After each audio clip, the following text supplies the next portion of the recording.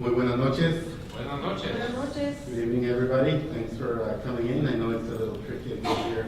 We might get a few other people, walking around a little bit late, but glad to have you all here.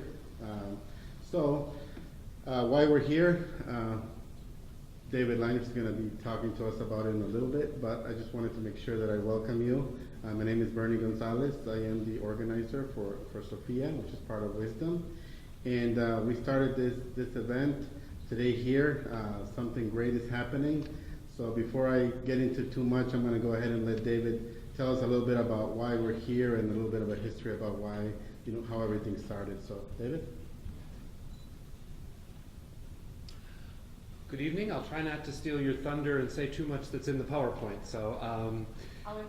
So again, my name is David Liners. I'm the state coordinator for Wisdom, which includes Sophia and Waukesha and Micah here in Milwaukee and other organizations around the state.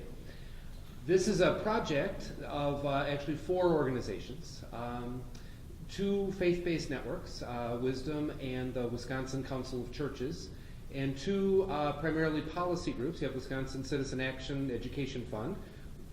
Citizen Action is actually an organizing group and a policy group, and Kids Forward, formerly the Wisconsin Council on Children and Families. So this has been a collaborative effort that we've been working on now for 3 years.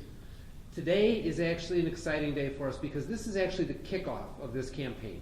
We spent 3 years trying to figure out how can we respond to this issue of poverty in our state in a way that's going to be constructive, in a way that's going to be new, in a way that might actually open some doors rather than just hitting our head against the wall, doing the same thing over and over again.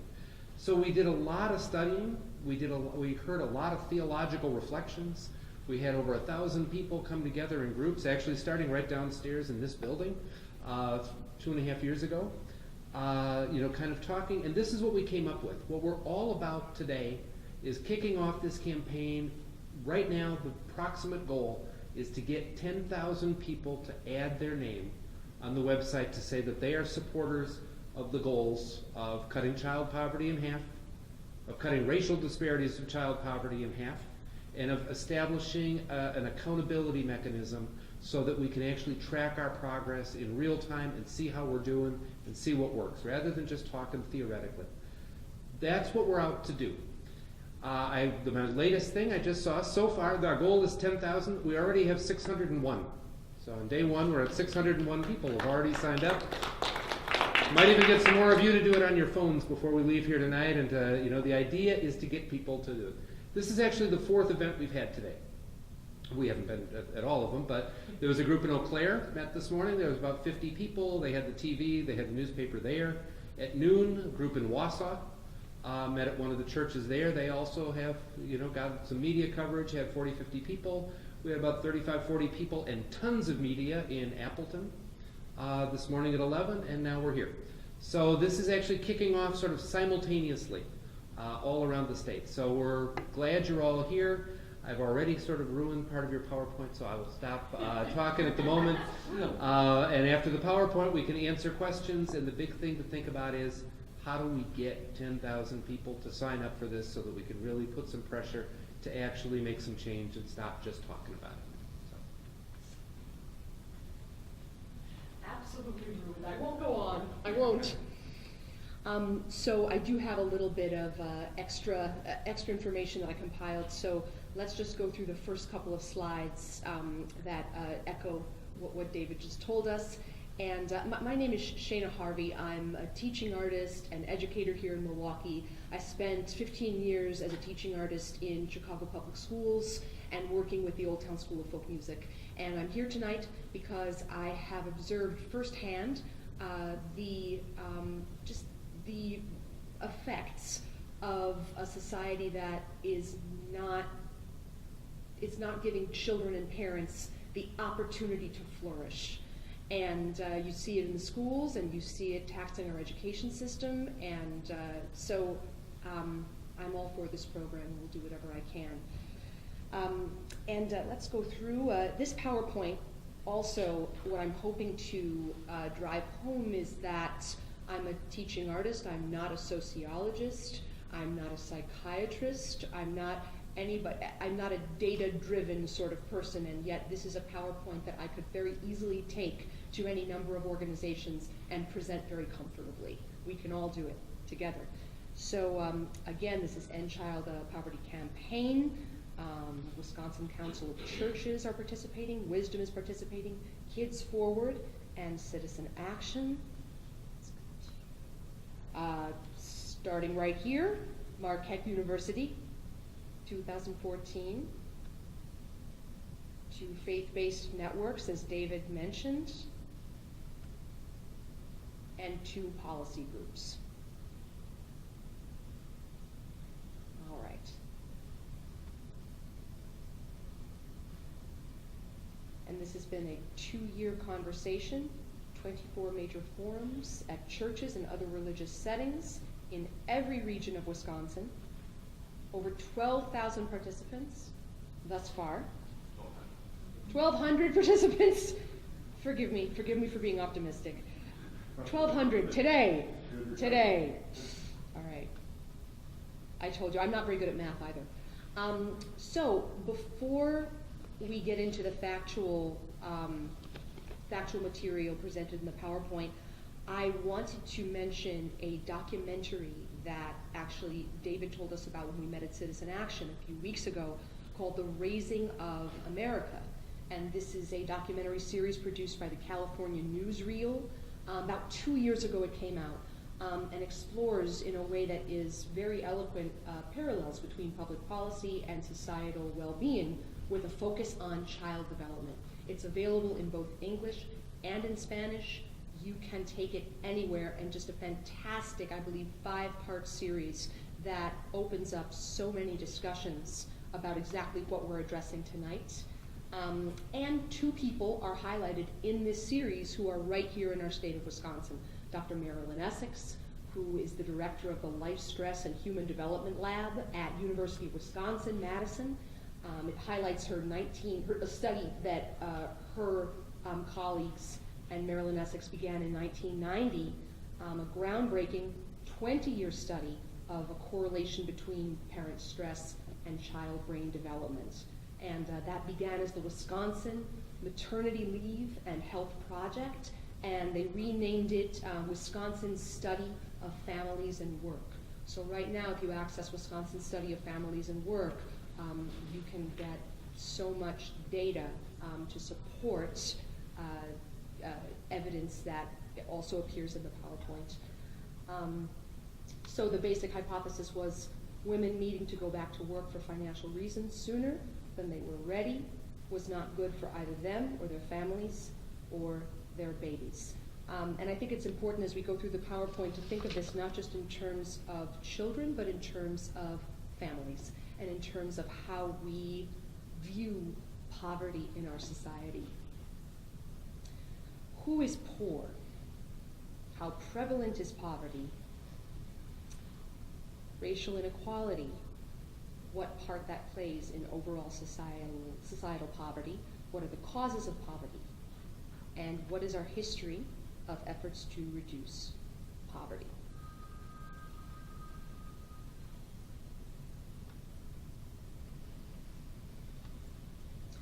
So we discovered that children are now the poorest Americans. In the 1950s, seniors were the poorest group. Children were the second poorest group.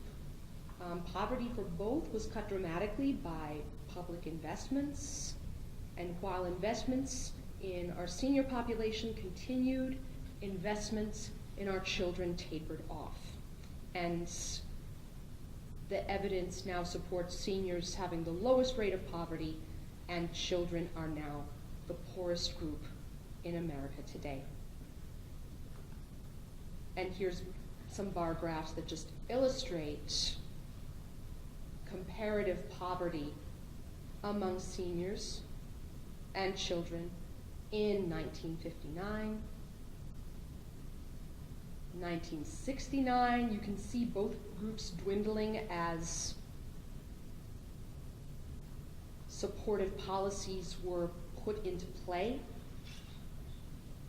So here we are in 1979, it's almost equal. Senior poverty is at 15%, child poverty 16%, and then 10 years later in 1989, we see a marked difference. Child poverty has grown, senior poverty has actually gone down, and that takes us to 2010. And that was 7 years ago.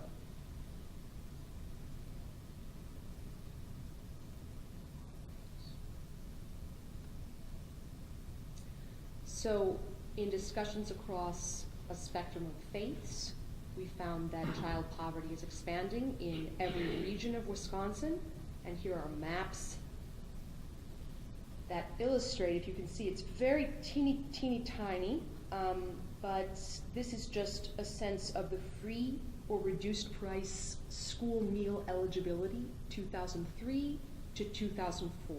So this was more than 10 years ago, a little bit over 10 years ago.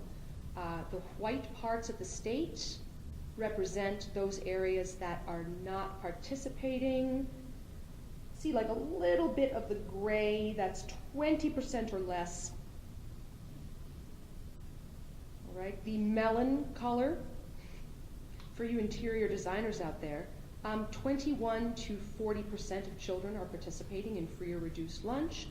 Then we move on to a darker orange. You see that in the northwestern part of the state, northeastern part of the state. This represents 41 to 50%. Dark reddish representing 51 to 70%, and then brown representing more than 70%. You see that up here in and then this, I think, is our Milwaukee area, yes? Okay, so again, this was about 14 years ago, and now let's move ahead to 2013, 2014. It's dramatic. It's actually kind of painful to see. The red and the brown, the portions of population that are 51 to 70%, and over 70% have expanded. And expanded to regions of the state that perhaps people would not necessarily predict. But here we are, 2013, 2014, this is still about 3 years ago. What's the central one here?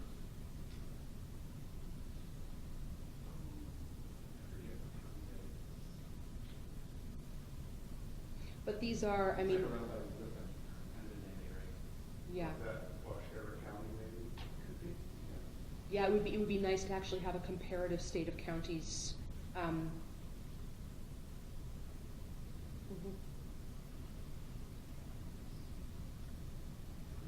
right, moving right along. We found racial disparities are dramatic between our Wisconsin kids. I think most of us know that Milwaukee is among one of the most segregated communities in the nation. So compared to white children, African American children are almost 5 times more likely to be poor. Latino children, 3 times more likely.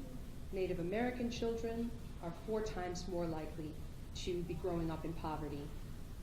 And then it's worth noting that the poverty rate for African American children is 8% above the national average for black child poverty.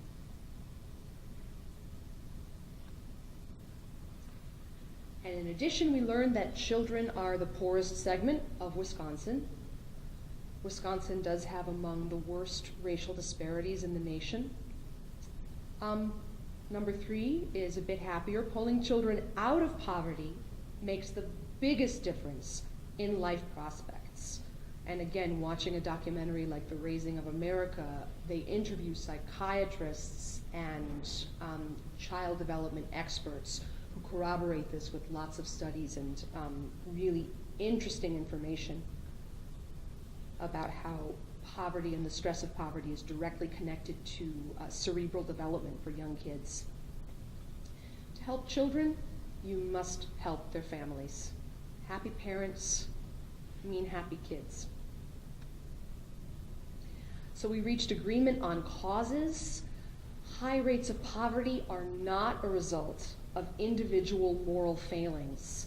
Another thing I learned from the Raising of America is they interviewed an expert who noted that in Europe, the perspective on poverty is more likely to target systems as being at fault for poverty, whereas we in the United States are more likely to target individuals. Kids are clearly not responsible for their own plight. Poverty is a result of human-made economic and social structures. And here's Nelson Mandela reiterating this so eloquently. Poverty is not an accident like slavery and apartheid. It is man-made and can be removed by the actions of human beings.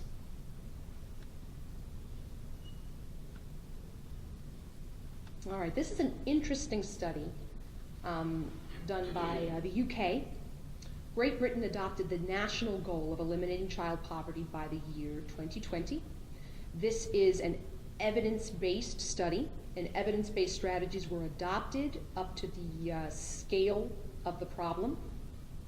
A robust evaluation and tracking system was adopted to evaluate progress in real time and identify what is working, what is not working, and recommend policy shifts. All right, and then here's a graph that you'll see the United Kingdom. Let's begin here, where United Kingdom begins in 1994. You see childhood poverty at a rate of about 30% in the UK. The United States is a bit over 20%. And I'm assuming this is about the time when the UK study began, the initiative began.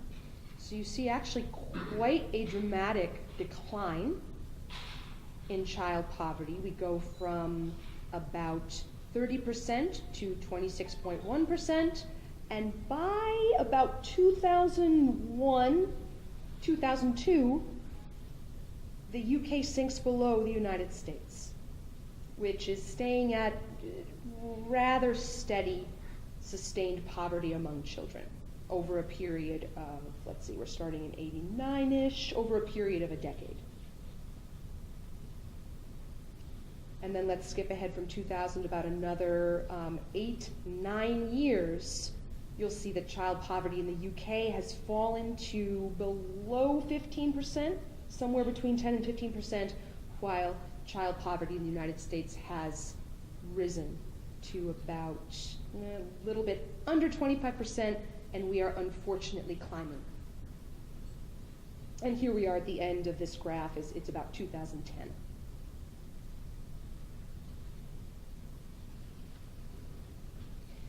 So at concluding forums across the state, which were held at First English Lutheran Church in Wausau, St. Matthew CME Church in Milwaukee, Lutheran Church of the Good Shepherd in Eau Claire, St. Paul AME Church in Madison, Westside Moravian Church in Green Bay. These final forums adopted the following goals. So here are our objectives. The faith community believes that Wisconsin needs to set a goal of cutting childhood poverty in half in the next 10 years. It needs to also ensure that racial disparities in childhood poverty are cut in half. These goals should be accompanied by a commitment to annual evidence-based evaluation of progress, which is what we saw on the graph. Having evidence-based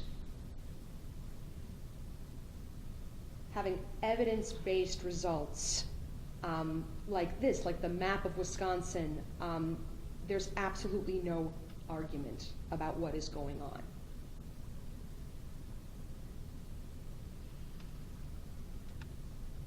Okay, the path forward. 1, make our goal of cutting child poverty and racial disparities in half prevalent. 2, build a larger and larger group of believers in the faith community. 3, seek commitment from elected leaders and other community leaders. One thing that we mentioned at our Citizen Action meeting is that, you know, this is a Micah and Wisdom, a Sophia initiative. However, it is not an entirely faith-based initiative. This initiative can extend to any number of community organizations, regardless of faith. Secular organizations can also do a ton and participate, and we're hoping that they will participate in this initiative. Our goal to force a choice for or against. No waffling. Create a context where leaders cannot posture as advocates for children while taking no meaningful action to the scale of the problem. Our campaign must create a context for moral clarity and moral choice. So the legislative outcome that would be fantastic is to establish Wisconsin government policy which officially adopts a goal of cutting child poverty and racial disparities in half in 10 years. So to have this move from a moral initiative to a legislative initiative. Not that those two are completely separate. Put the goal in state statute, adopt initial evidence-based policies at the necessary scale, establish robust tracking and evaluation capacity to adjust policies and keep us on track. The obstacle is the will, not the way. And this is where you come in. This is where everyone for whom you will hopefully be presenting this material comes in. Reducing child poverty in half is a moral objective. We must extend the consensus to larger and larger circles, to the point where it becomes a shared goal for all of Wisconsin. Wisconsin can be a place where all children thrive. All right, and then this is also something that is an objective, is collecting as many names as possible to this initiative. So as Bernie was saying before, to really give it the initial momentum that is needed to get public attention on a legislative level and just on a community level. So do it now on your phone, tablet, or laptop. Not there. No. Yeah. This is the old website. So it's endchildpovertywi.org. Which I have actually right behind this PowerPoint. Yeah. Let me minimize this. There. Okay. So endchildpovertywisconsin.org. WI, sorry. Yeah, that's You can go to, let's see, I'm scrolling here. Yep, add your name. Click on this, I'm assuming. You know that now I'm revealing that I haven't added my name yet. Here we go. So why don't you add your name in real time here? I will add my name in real time. Yes? Yay! Okay. All right. Yes, I can. I also wanted to direct people to the presentation on the website. It's really, really easily downloadable. This is just Facebook, but basically, if you click on presentation, the entire presentation, I think that I may have not done the updated one, but the entire presentation in its updated form is available to you. It's an easy presentation to communicate. If you wanted to have, what I'm trying to do at my synagogue is incorporate an evening, perhaps even a series of evenings where we watch the raising of America, and then this presentation is a really excellent complement to that. So, any questions about how to access the PowerPoint? Questions about the initiative? I think that, yes. All right. So David's going to, and Robert Craig from Citizen Action are going to address next steps. Thank you all very much.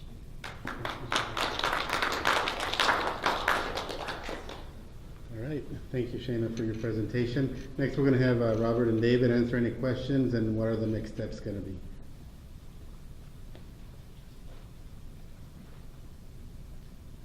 Okay.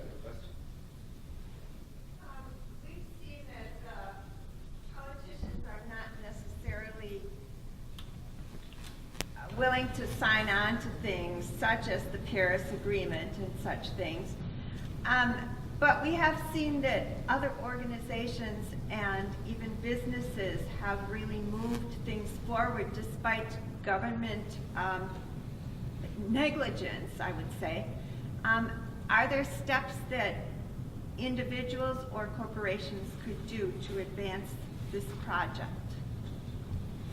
Let me just say that I think sometimes when we just look at the politicians and say they're not doing X, Y, and Z, that we're starting ahead of the process.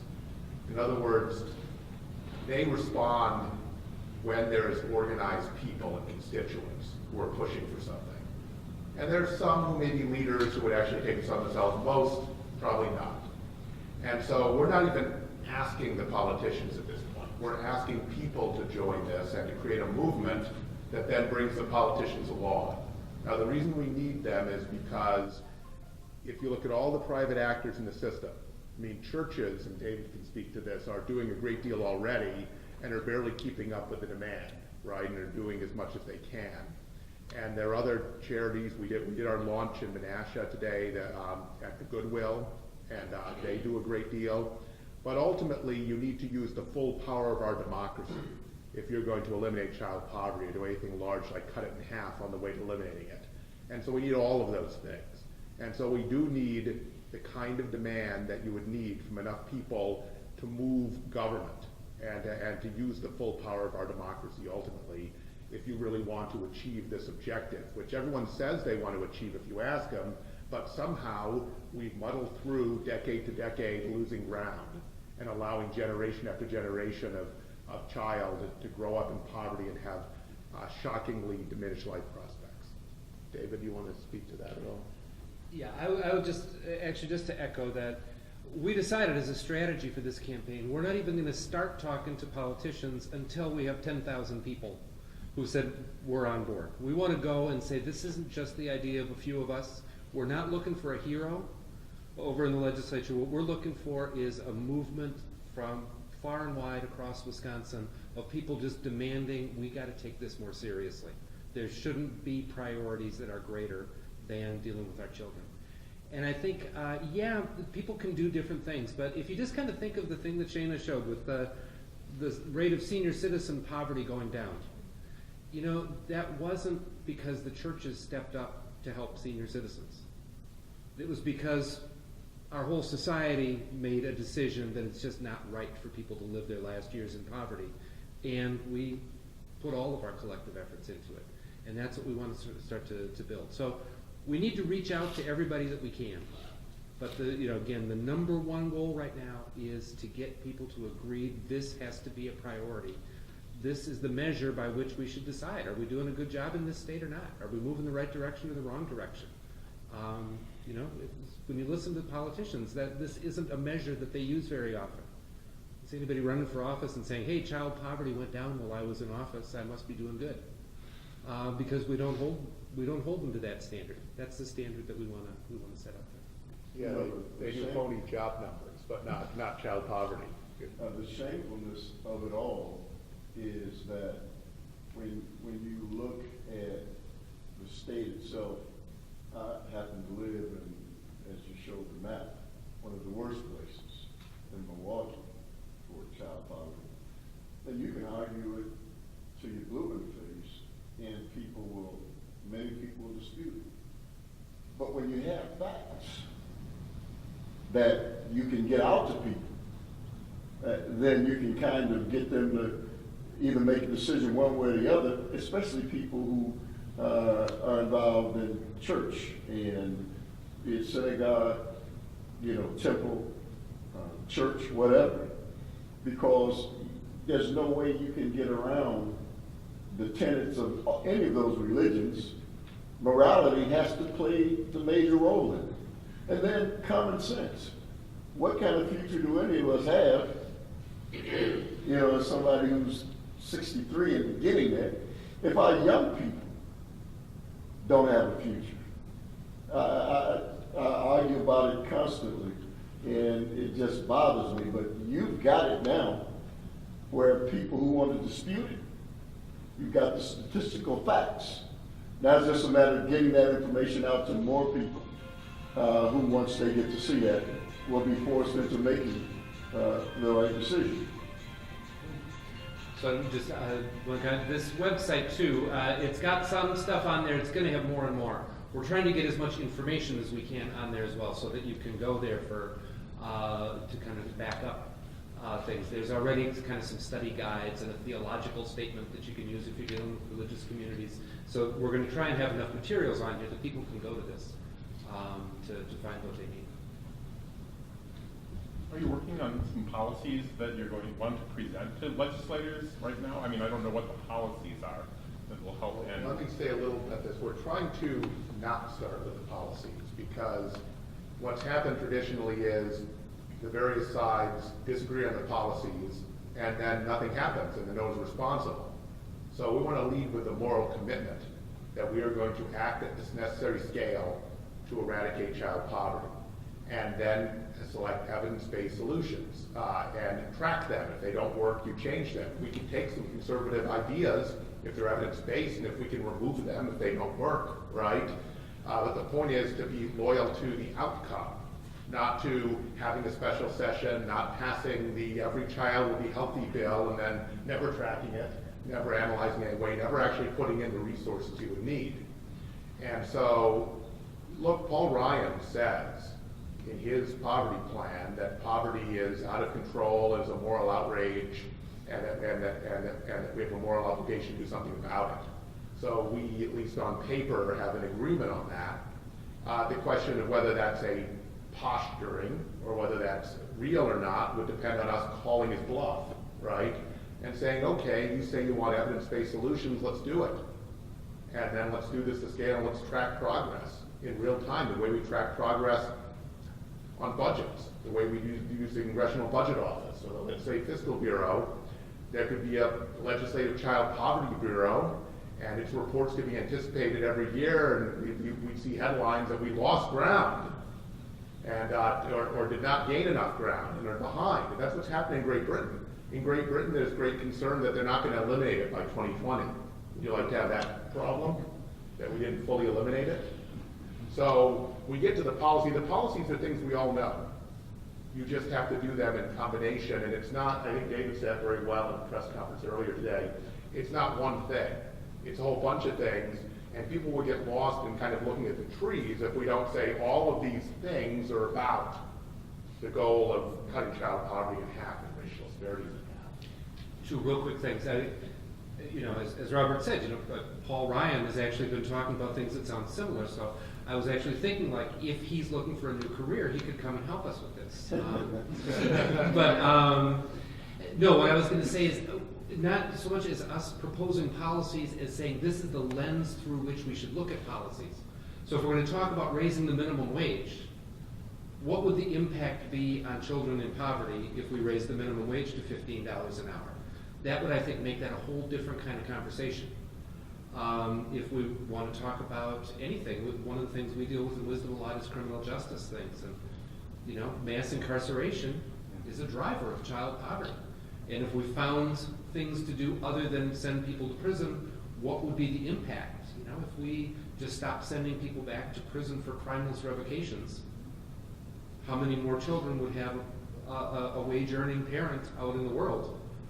That would be a way to measure. So what we're looking to do is not so much say this is going to include a certain number of policies. This is going to be the lens that we want to look at policies through. And so the lens idea is really important. So when we get these debates on minimum wage, you'll hear things like, oh, we better exclude home care because we can't afford that. Well, how many workers is that? How many of them are young moms? What does it do to child poverty? What to exclude tipped wages, right? Well, that's mostly women, a lot of them young women trying to raise families. How about the proposal we have right now to let the tips be owned by the restaurant instead of by the person receiving the tip?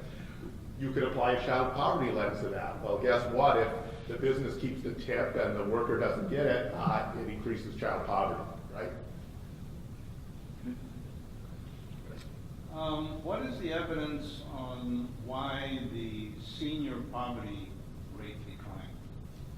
It's straight out in The that. obvious thing to me is seniors have the power of vote. Oh, Children right. don't. No, that's probably why the investment continued. We haven't destroyed Medicare yet, Social Security yet, right? Made a whole lot of other investments. So I think your observation that seniors were a stronger voting bloc and it was harder to let up on those investments is right. But it shows that if you make the commitment and maintain the investments, the poverty will go down. And we're not saying 9% senior poverty is great either, so we should make progress there as well. But to have children be the poorest group in Wisconsin in the country is outrageous, and you're absolutely right. It has to do with voting, and the voting of young families or young low-income families are less likely to vote as well than seniors as a bloc. If children had their own AARP, the world might look different. Did you have a question? Oh, I'm sorry. So the city of Milwaukee is employing a similar strategy to its violence prevention program, where it's looking at the goal of eliminating violence and then working on the variety of strategies to do that rather than proposing a policy. It's a framework, and it kind of look forward to how these campaigns might even intersect in the city of Milwaukee. Yeah. No, and that relates to child poverty as well.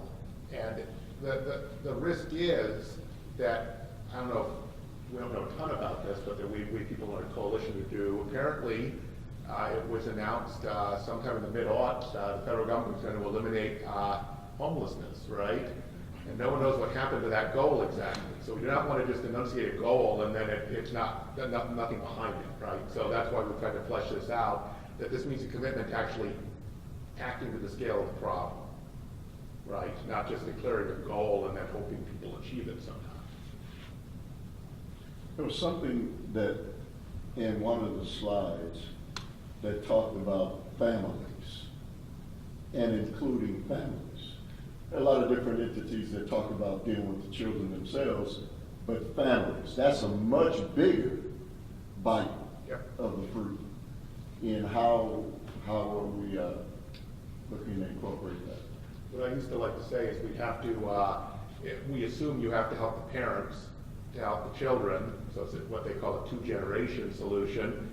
We're not anticipating as a policy, we reassure you, large-scale, nice orphanages. So therefore, the families are going to have to do well, right? Yeah, so you're not going to have middle-class children growing up in poor households. That would be weird. But a lot of what Great Britain did, I mean, it had to do, in some cases, with things like childcare, but childcare so that the parents That's a work much bigger cost. and make the money. That's a much bigger cost. Right. But it had to do with things like minimum wage and that sort of thing. Because, in fact, if we're going to help the children, we have to also help the parents be able to help their children. So, yes, that's Family values. right. I have a couple questions. One, for the purpose of getting signatures, are there any plans to do either canvassing or demonstrations or involve student groups? I know when I was going to school, a lot of initiatives that were going on outside of it, like the recall, there were people on campus, asking for signatures, or either canvassing, phone calls. Is that any possibility? I think absolutely, and we're trying not to have a kind of one of those kind of dictated campaign plans where this, that, or that will happen, to have this grow up organically. Citizen Action Wisconsin is organizing cooperatives around the state and Wisdom has affiliates around the state, and they've set up joint committees, and we want to build those out. They're just preliminary, but we'd love those joint committees to brainstorm this sort of thing, find willing partners, and do things exactly like, as you're saying, it's going to be different things, different places. I know that Eau Claire, for example, which is where one of our organizing cooperatives is and where Jonah is for Wisdom, has a very active campus, so doing something at UWEC would make a lot of sense. But we want the members to plan it and execute it and find partners, partner with student groups on campus, etc. So there's not specific plans, but that's our idea that sort of activity will start to occur in an organic way, led by actual people and communities who are involved in this campaign.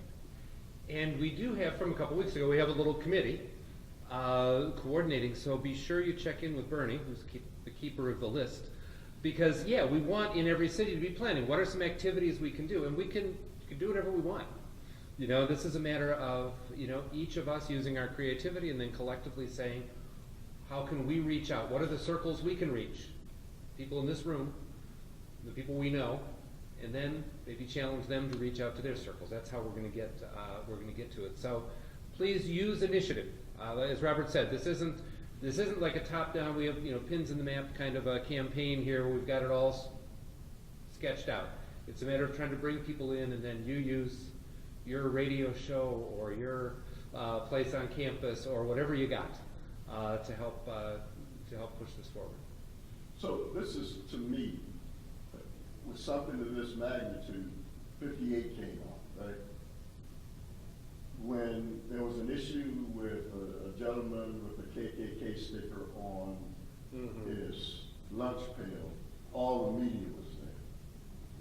So with something this important, is it frustrating sometimes that the media itself, who should have taken a look at this and said this is worthy of, you know, being publicized, they should have been there. You certainly sent out the information. We knew that Milwaukee's tough to get media in, so we got tons of media in Wausau, Eau Claire, and in Fox cities. We got all the media there to get in the Fox cities, and the second biggest media market. We're going to have to be creative in Milwaukee as to what we need to build up that will get attention here. So we were happy that at least one television came here, but we're not satisfied with that long term. But I'm saying just for starters, we just know it's harder to break through, and Lord knows what exciting crimes there were to cover all over the city this evening. I'd also say, Earl, just, you know, to not let ourselves off the hook. So, you know, don't take it personally, but the media is like the politicians. That's true. You know, the media will cover what they think people think is interesting and what people care about. So part of what we have to do is build the interest, and then the media is going to say, holy cow, there's a lot of people doing this. This might be something we want to cover. If there's all these thousands of people who are involved in this, we don't want to look like we're the clueless ones. So, you know, the media reflects us as much as they set the agenda. And my last question, 10,000 signatures will represent what? A good start. Yeah, just a big sounding number. It was not, there was nothing scientific about Right. the number. Right. But some folks who think we can do much better than that. So, but we figured 10,000 is the goal, and when we get to 10,000, we'll figure out what the next goal is there. But just real quick, once even as we're in progress though, we also want to start looking at other kinds of activities we can do. So some of the things we talked about are, do we want to get like non-binding referendums on a ballot, you know, coming up in the November election? That one of the things people could do is say, do you think Wisconsin should take this on as a goal?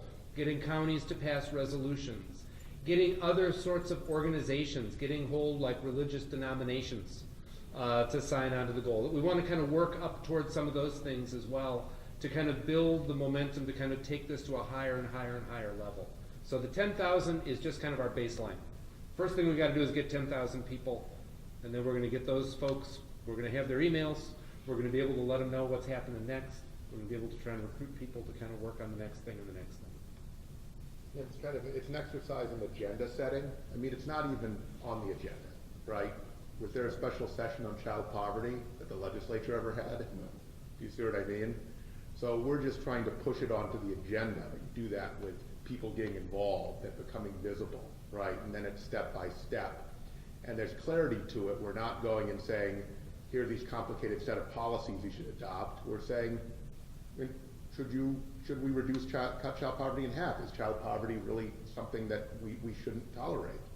And by the way, as a little test of this, we'll see if there's correction. Two state representatives from the Fox Valley area came to an event, one Republican and one Democrat, and they both signed on. So hopefully the conservative Republican, who's quite a conservative Republican, won't be told by someone that he shouldn't be doing this. But he said, I think, didn't Bill tell us, he said, oh, that absolutely, that's a no-brainer. Where do I sign? See?